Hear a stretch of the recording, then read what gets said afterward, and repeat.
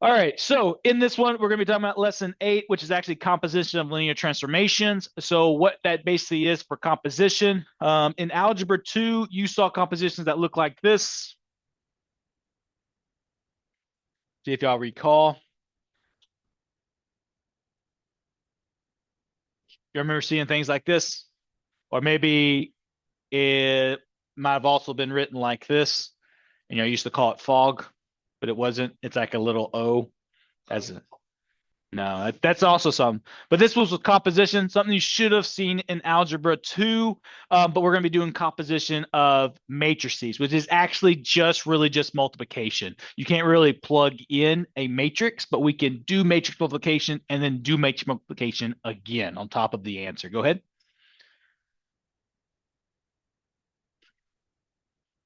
No, but what we can do is we can apply the inside matrix first and then apply the outside matrix. So what we're going to do with our geometric effects is I'm going to tell you, hey, I want you to rotate first, then I want you to dilate.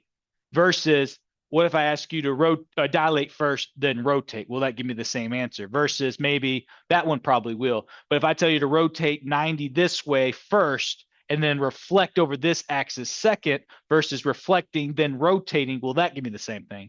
And then that's kind of what we're going to do. And the way we can algebraically figure that out is just simply multiply them either as AB or BA. And if they give us the same result, then we know the geometric effect will be the same as well. So we're going to look at geometrically and then, of course, algebraically. And as always, the algebra part's always the easiest part to see, but geometrically, we need to make sure our math is logical. All right, so here we go. So hopefully y'all kind of done at least A and B. Yes, if you got the same answer, that was great. We are multiplying A times B here. So that would look like 0, -1, 1, 0 times 0, -1, 1, 0. And when you're multiplying these out, it is row times column. So 0 times 0 is 0. -1 times 1 is -1. So you should have got -1. Then row times the next column. 0 times -1 is 0. -1 times 0 is 0. So you should have got 0. And then take the next row and do it to the same column. So that's 0 and 0. And then that's -1 and 0. We good there on multiplication? Good. All right. So without having to write this again, I'm just going to again take this row times the columns, and you do get -1. That would be 0. That would be 0. And that would be -1. So yes, you do get the same answer. We're good there. All right, let's talk about the one thing y'all don't like, which is fractions. Again, this is A times B. Process doesn't change. It's still row times column. So if I take the square root of 2, I'll do some side work over here. If I take the square root of 2 over 2 times 4, when multiplying fractions, you just got to multiply straight across. All right. Now, if I'm multiplying by 4 and dividing by 2, what am I really doing? Good. I can simplify this by simply saying, hey, 2 goes into 4 2 times, and I'm really just multiplying by 2. So the square root of 2 over 2 times 4 is really just 2 square root of 2. You just asked how? Take the square root of 2 over 2 times 4 over 1, multiply straight across. That's going to be 4 square root of 2 because I can't multiply something that's on the inside versus something on the outside. And then 2 times 1 is 2. 4 goes into 2 how many times? 2. Can I do it in here as well? No, I can't simplify anything that's inside the square root, so I get the square root of 2.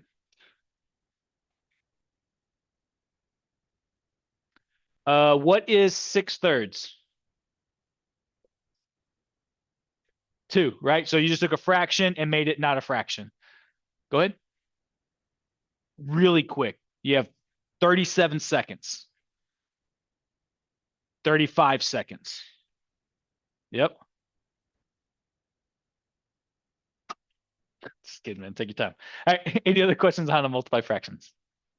All right. So then that kind of makes the math a little bit simpler because after that, this times 0 is just going to be 0, and that's really the only math I had to do. And then I'll take this row times this column, but this time it will be a negative square root of 2 times 4. So what do you think the answer will be? Perfect. So you'll kind of notice when you have these situations, the answers all kind of tend to be the same. It's just they get different signs.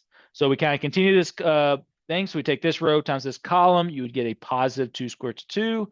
Take this row times this column, and I get another positive 2 square roots of 2. Questions there? So we're good now. Fractions not so bad. Radicals maybe.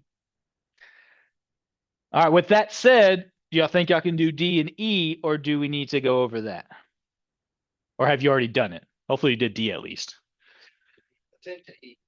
Did D. All right. I'll review D, and then I want you. Well, we'll see if you can. We'll go over it. There we go. Row times column. What do I get? 2. Very good. 1 times 2 is 2. 1 times 0 is 0. Row times column. What do I get? Perfect.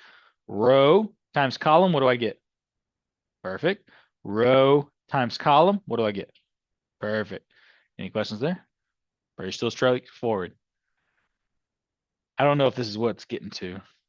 I want to show you something, and it doesn't talk about it. This has nothing to do with the lesson, but I just saw it. This right here is 1, 1, 0, 1. Right? If I was to factor out a scalar of 2, is this the same thing?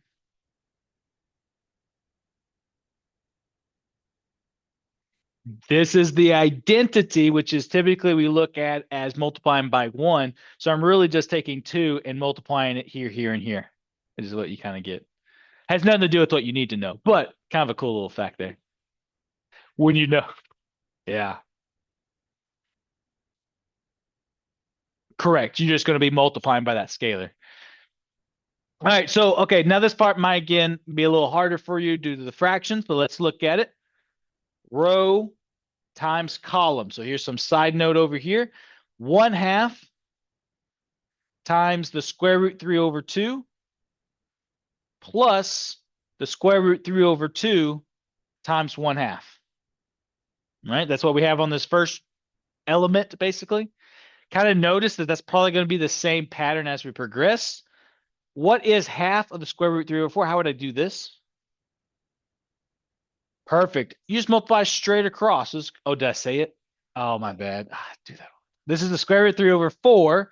And then this would be same thing, square root 3 over 4. Are we still good? They have the same denominator, so how would I write this? Perfect. There is 2 of these, so I can say 2 square roots of 3 over 4. And then just like we did earlier when simplifying, 2 goes into 4 how many times? 2. So now I have the square root of 3 over 2. No, let's take this away. Let's take the square root 3 away, right? Let's pretend you have 1/4 plus 1/4. 2/4. Which is what we got, which is 1/2. Now bring back the square root of 3. Think of it like this too. It's still a fraction. Oh, let's do this. No, I don't want to break this.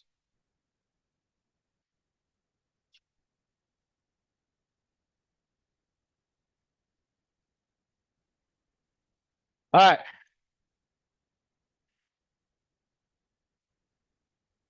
So that deals with just fractions itself, but you can do that with pretty much any part of anything.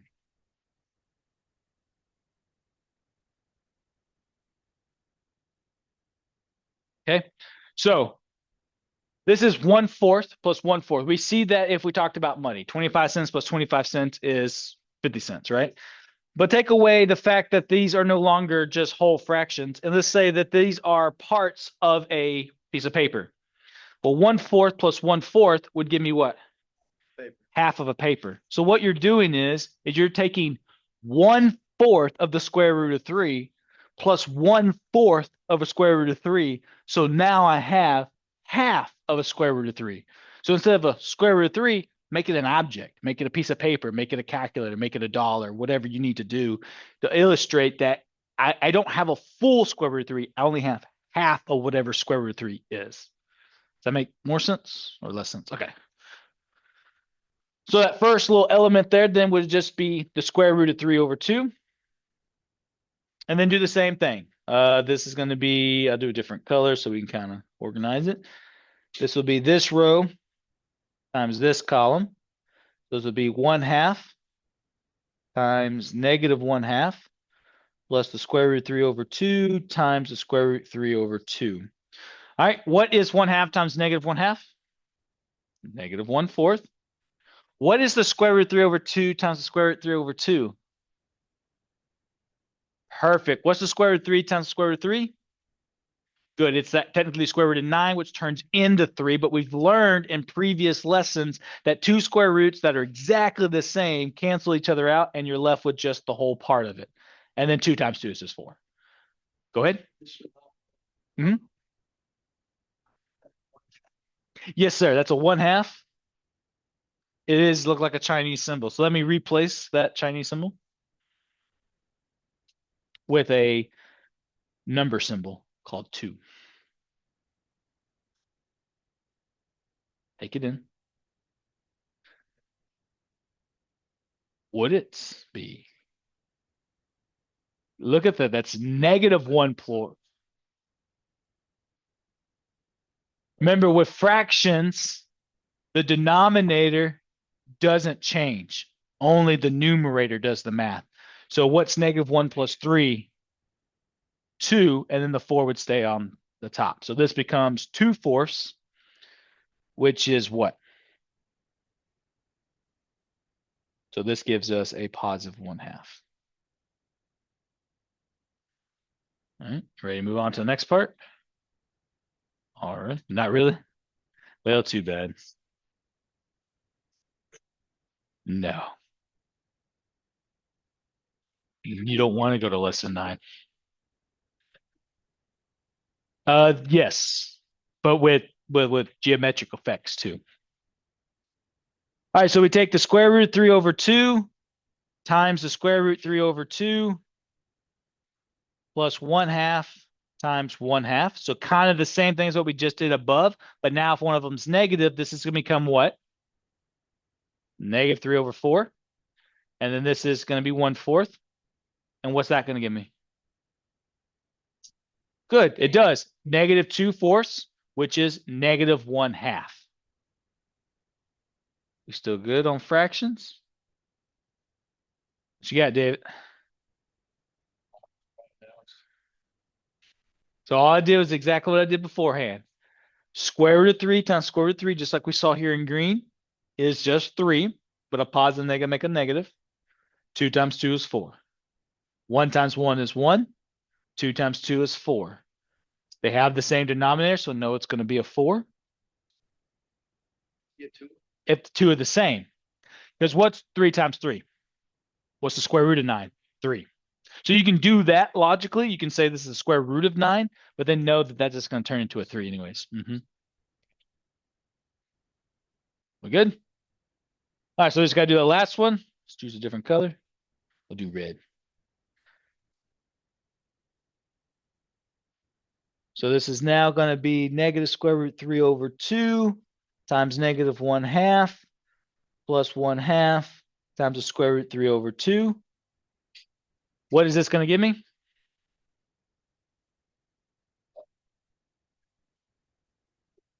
Oh, 2 negatives make a what?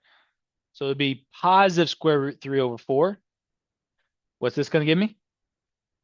Plus square root 3 over 4. And earlier we did this already. If I have a quarter of square root of 3 and another quarter of square root of 3, I'm going to have what? I'm going to have 1/2 of square root of 3. So this is my last one. Do apologize if this is making you so mad.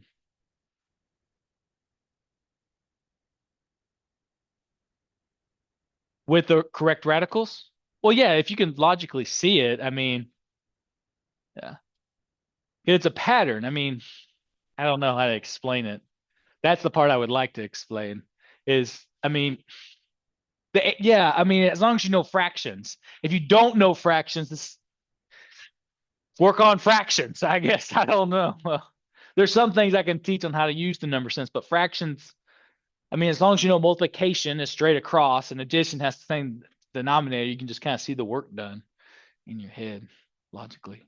But if you can't, that's why you're here to help learn it. And then you'll do this multiple times and then you'll identify your own patterns.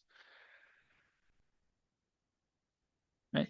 Like if you lived in a cave and I told you the sky is blue, I would have to keep telling you the sky is blue because you've never seen it until I told it to you enough times that you're like, all right, sky is blue, I guess. And then you see it and you're like, oh, the sky is blue.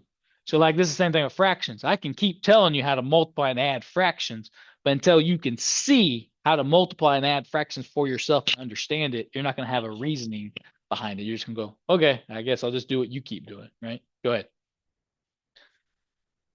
I could, and I could draw it out with finger paint and stuff like that. But you still have to believe me if you've never seen this guy. Oh yeah, that could be true. And then I would be disproved. And I'd be like, you said the sky was blue and it's gray today. Right. All right. So we're going to be looking at our exploratory challenge here. We actually have 7 things we have to do to each one of these questions. Oh, I know. Sounds like a lot. And it is a lot. Number 1, we're going to describe the geometric effect of the transformation. It says like LB parentheses XY. And then it tells you basically what that means is what is B times XY. So basically what the first part is, let's flip this over so it works. What does matrix B do geometrically?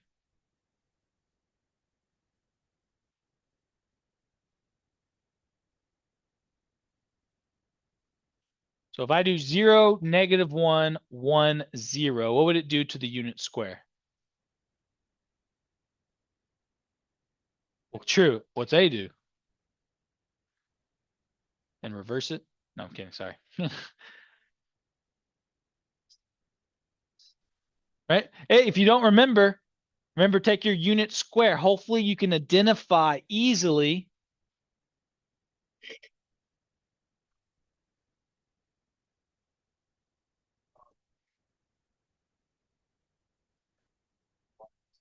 Right? Here's your unit square. Remember how to find the new points. Your new points is always going to be 0, 0. Then it's going to be this column.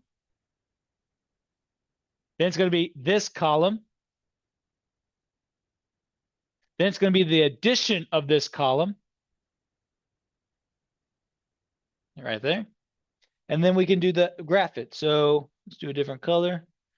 So here's 0, 0, 0, 1, -1, and then -1, 1. So here's where your new shape is. Now, you could take this matrix and multiply by all 4 of those points, but hopefully you're seeing the pattern and it'll save yourself time and work. What did the green do compared to the yellow? Instead of flip, what's a better word? Reflects. So we talked about rotation. Rotation would mean that this point here would have to land here, and this point actually went right there. So this would actually be a reflection versus a rotation, even though it might look like a reflection.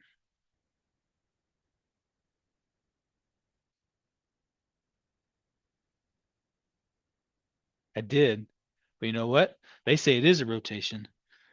But I thought we had a good argument that it wasn't. Oh, you know what? We would have to logically look at each point. Okay, so if I was to take 0, 0, obviously that's not going to move.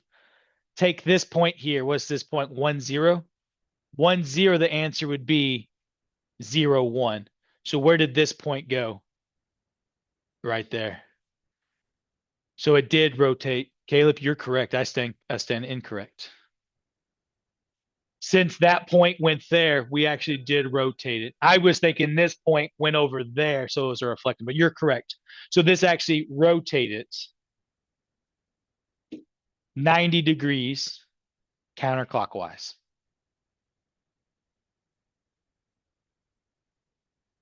All right. So we had to actually analyze where did that point go for us to know. Now, if it would have gone over here, then I could have said then that was a reflection. No, it technically only rotated.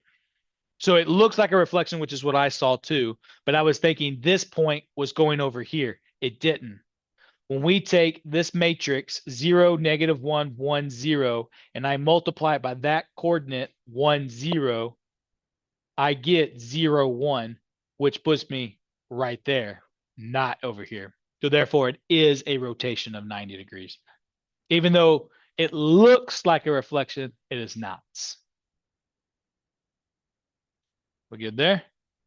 And then obviously part 2 says describe the geometric effect of matrix A. And just like Layla said about B, it does the same thing A does, but in this case does the same thing B does. So matrix A does geometrically is rotate 90 degrees counterclockwise. I can't express how important that word is. Make sure you use it and not just rotate it 90 degrees. That can go in multiple directions. Counterclockwise is the word. It did because it's the exact same matrix. Part 3 then says draw the image of the unit square. I guess we technically did that already.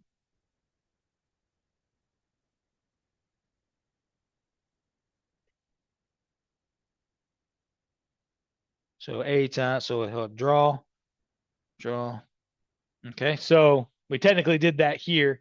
So just put this drawing for 3 and 4, since they'll be the same drawing.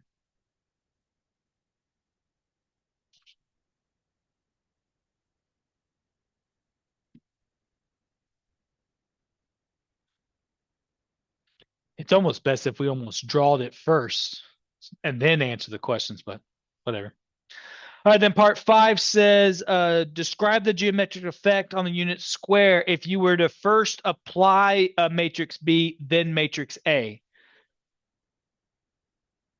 So let's look at that. So if I was to do matrix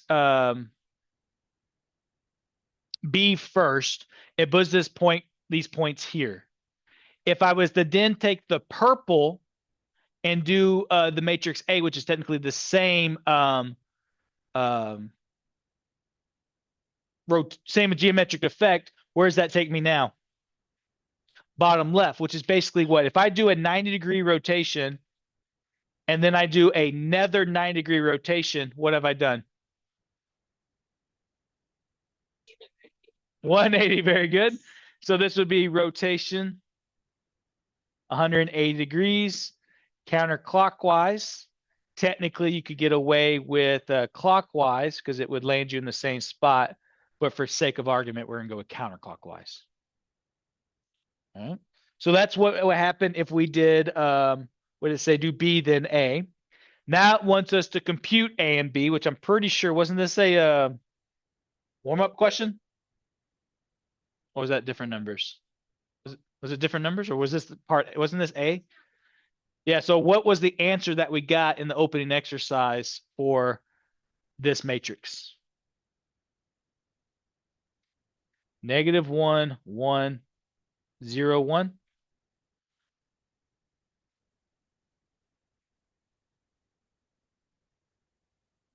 Zero, zero, -1. All right, here we go. All right, so we got the matrix there. And then part 7 says the transformation produced by matrix AB does what? So, okay, so then sounds like it. What we did first is I need a different color.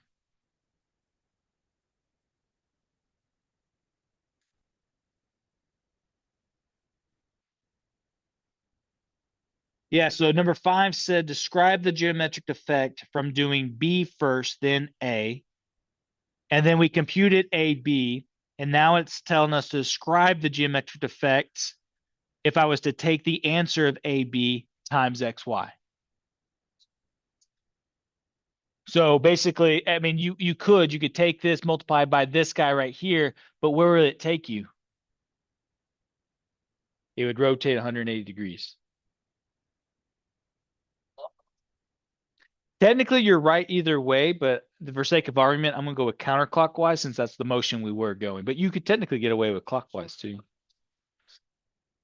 In this case, but it doesn't always work like that.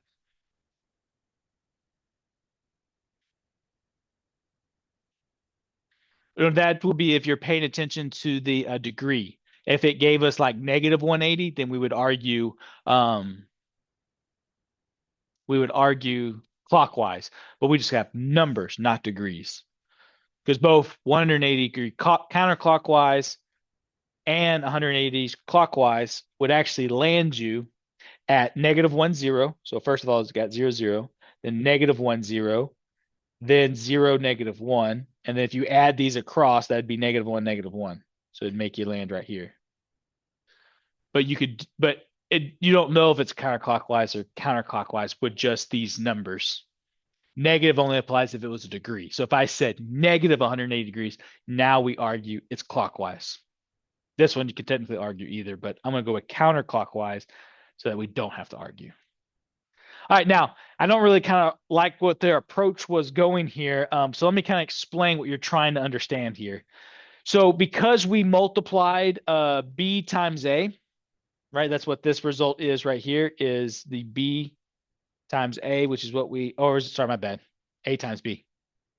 A times B, which gave you the matrix 0, negative 1, 1, 0 times 0, negative 1, 1, 0. And what then it asks you on part 7 is, hey, if this is the answer to AB and I was to apply it to XY, which matrix touches XY first? If I didn't multiply AB to get this answer to multiply XY, and I wrote AB out as the multiplication of AB, which B would multiply XY first. So when we're talking about composition functions, the second function is the first function. Meaning what you would do to multiply. So basically, you would do this geometric effect first, then this would be the second geometric effect. Now, right now, we just rotate it 90, right? And we would get to that spot. Hypothetically, if I did A first, then B, I'm still rotating and rotating, so I do get in the same spot. But what we're going to learn is the rotation of AB versus the rotation of BA always going to be the same thing? No, and depending on what we're dealing with. Go ahead.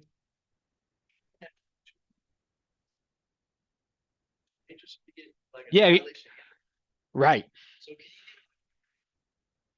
Absolutely. Let's look at number 2.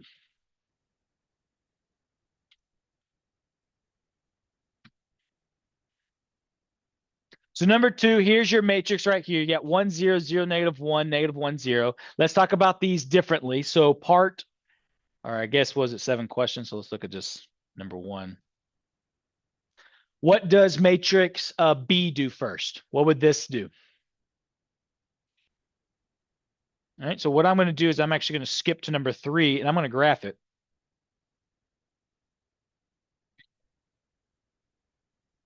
That's not the same matrix. We're on part 2. We went to the second question. So here's our beginning. If I was to multiply, what's question 1 again? B. So if I was to multiply this by B, this would go 0, 0. So 0, 0 maps to 0, 0. Nothing happens. Then 1, 0 would be the result of negative 1, 0. So now, would this be a reflection or a rotation?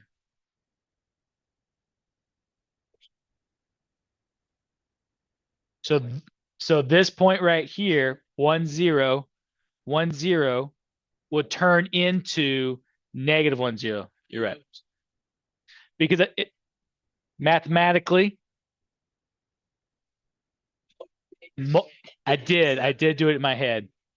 But because I paid attention to the pattern where if I multiply this one, it's just going to be this as the column. And so this point now goes over here versus what we saw in the first one. We saw this point go here. This time this point is going there versus this one here. 1, 1 would turn into negative 1, 1. So this point would go here. And then 0, 1 would just stay 0, 1. So it's not going to move. So in the previous one, we saw them rotate, but this one we're now seeing a reflection. So again, I feel like question 3 and 4 should be first, but question 1, what is matrix B doing? Very good. Reflects across the y-axis. So before we do number 2, let's do number 4. Let's graph what matrix A would do to the graph. So once again, I'm going to graph my unit square.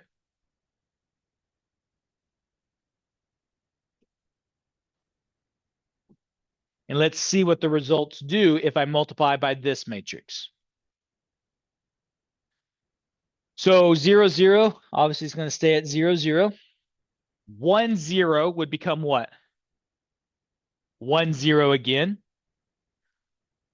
1, 1 would become 1, negative 1. So I see that this now went here. Take 0, 1 would turn into what? 0, negative 1, which takes it here.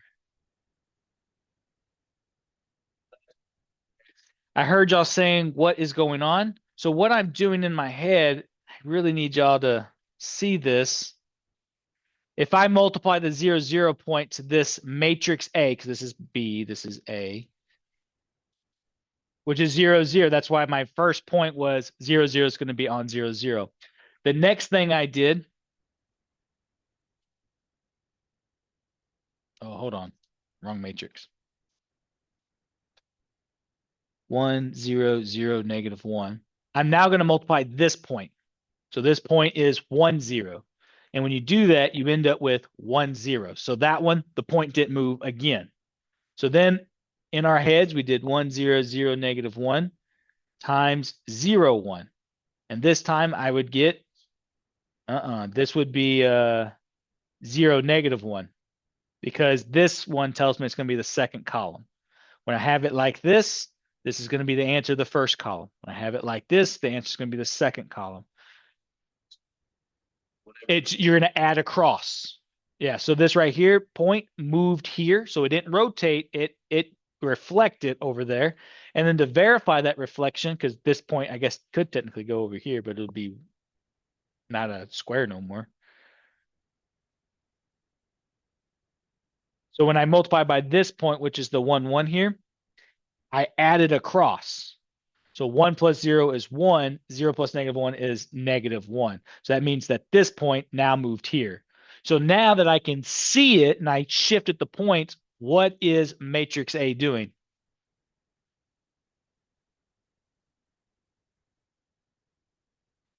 You're correct. Sorry, I was writing it down. I should have said correct and then wrote it down. So I feel like 3 and 4 should be the first questions we ask, just so we can visually see it. Because again, when it comes to reflections and rotations for me, I don't remember what the matrix looks like. I almost have to graph it. Dilations are easier to look at, but when you apply the negatives, I can't remember which ones are which. But we can always do math to do it. But before we move on to question 5, how are we doing? All right, so my suggestion, 3, 4 first, then 1, 2. So graph it, see the geometric effect so you can answer those questions. Part 5 says, now describe the transformation of the effect of the unit square if you were to first do matrix B, then matrix A. So here's part 5. If I was to do matrix B first, that puts me from here to here. And then if I was to do matrix A to this guy, where would that take me? It take it to the third. So if we first do B, and now this is where I land it, and then I know it reflects across the x-axis, I would then land here. So in part 5, I would land right here. right? If I first do the y-axis, then the x-axis, right? So describe it. So how would you want to describe this? You could, or you could simply say reflex.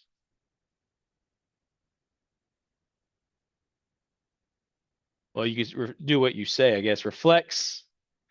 It would be the origin. Would this point right here be the point that falls here? Yes, it would be. So yeah, you could say that. Reflects across the origin.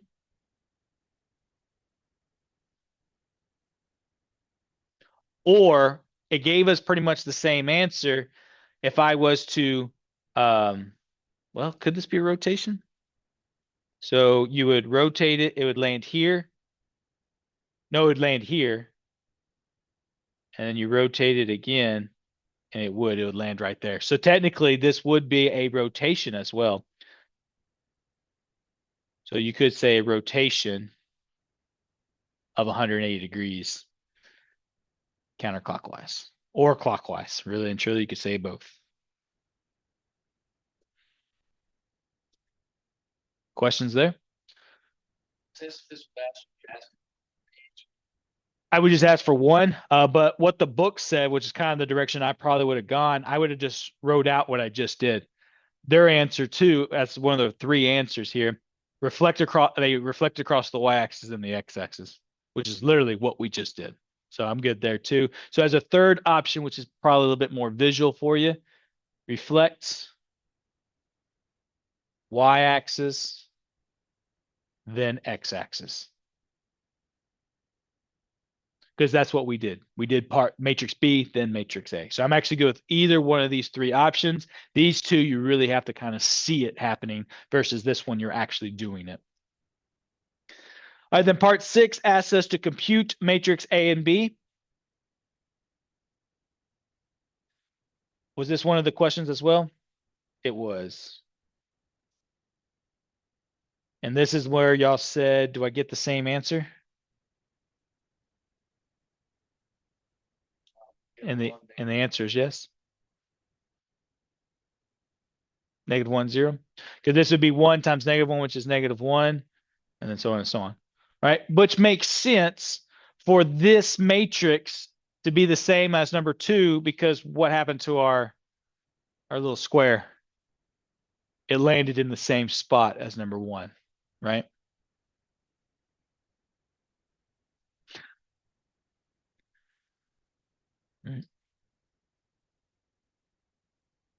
We good? Okay. Question 7. It just says describe the transformation. Well, I don't know why 7's there because it's the same answer as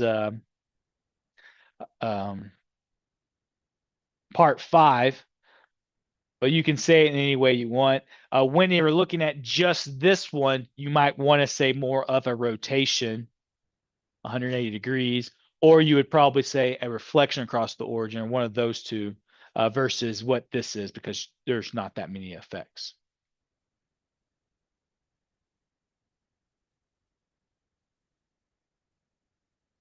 Questions? All right, let's get into number 3. That's where the fractions came in, wasn't it? Kind of fall in the open and exercise there. Oh, no, no, no, no, no. Hey, with that theory, though, that we saw a while ago, this is technically 4 times the identity matrix. So really, you're just multiplying everything by 4, which is how we got 2 square roots of 2 for all those answers as well. 2 square roots of 2 is not a fraction once you multiply by 4. All right, so let's do this. So again, 1, 2, and 3. Here's 1, here's 2, 3, and then 4. We'll graph 3, which is matrix B.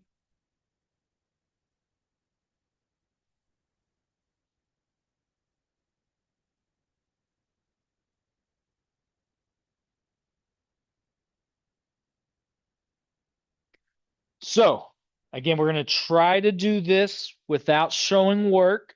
Follow me if you can. If I take 4004 and I multiply it by 0, what is it? Just 0, right? So that's not going to move. If I multiply it by the 0.10, what would my answer be? Good. If I multiply 10, it's just going to be the first column. So that's going to be 2, 3, 4. Yes, part A is asking us what is the geometric effect of B, and part 3 asks us to graph it. So I find it to be easier to graph it than go from there. All right. So now I'm going to take 1, 1. What would the result of 1, 1 be? Good, because again, you would just add the rows. So that's going to be 2, 3, 4. And then I'm going to multiply by 0, 1. And what will the answer be? So again, it's going to be the second column. So here is my new shape. So geometrically, what happened? Good. We'll go with matrix B dilates by a scale factor of 4. Good? All right. So let's look at A now.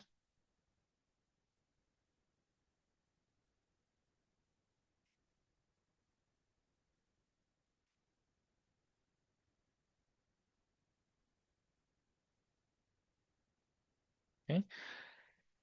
Got fractions. If I take these fractions that multiply by 0, 0, what do I get?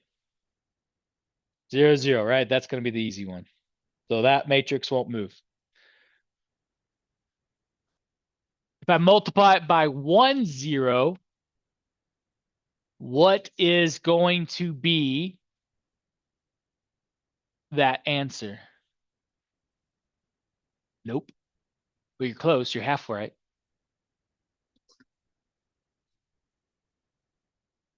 Good. The answer would actually be the square root of 2 over 2, comma, the square root 2 over 2. My issue is what is that? Is that 0.7? Like 0.701 or something from yesterday? Okay, so I think that's going to land right here. Maybe. This would be great if I had a 3.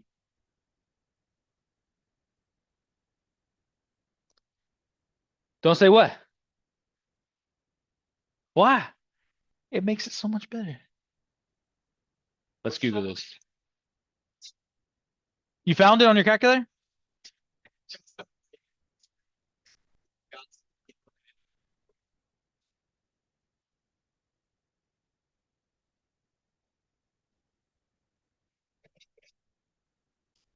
What was your question, Avery?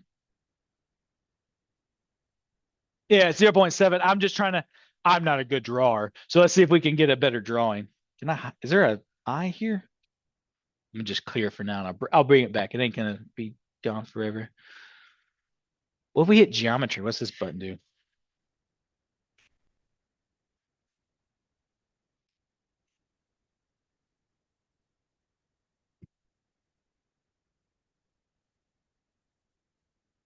I'm disappointed.